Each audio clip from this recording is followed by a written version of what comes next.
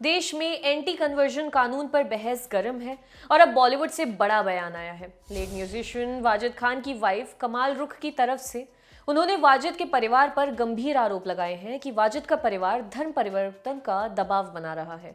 अपनी पूरी बात उन्होंने सोशल मीडिया पर साझा की। अपने इंस्टाग्राम पर लंबा चौड़ा पोस्ट लिखा जिसमें उन्होंने कहा, मेरा नाम कमाल रुख है, मैं late music director Wajid Khan की पत्नी हूँ। मेरे पति और मैं शादी करने से पहले 10 साल तक प्यार में थे। मैं पारसी हूँ और वो मुस्लिम थे।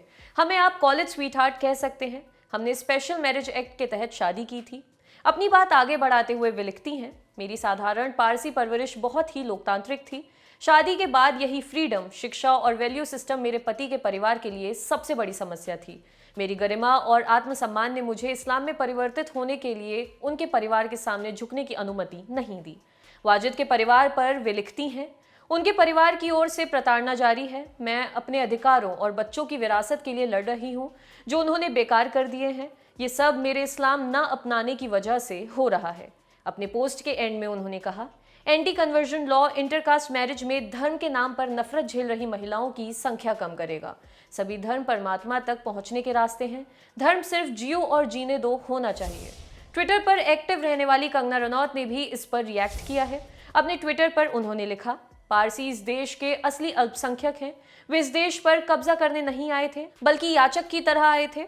उन्होंने भारत माँ से बस प्यार मांगा था। उनकी छोटी सी जनसंख्या ने देश की खूबसूरती और अर्थव्यवस्था में योगदान दिया है। प्रधानमंत्री नरेंद्र मोदी को टैग कर वे लिखती हैं, कमाल रुख मेरे दोस्त की विधवा हैं और एक पारसी महिला है जिन्हें उनका परिवार धर्म बदलने के लिए टॉर्चर कर रहा है।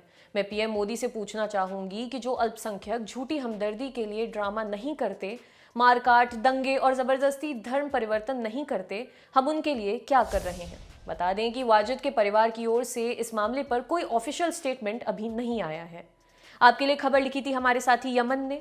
अगर आप ये वीडियो फेसबुक पर देख रहे हैं तो हमारे पेज को लाइक करें और यूट्यूब पर देख रहे हैं तो हमारे चैनल को सब्सक्राइब करें और बॉलीवुड से जुड़ी तमाम खबरों के लिए देखते रहिए दी लल्लन टॉप।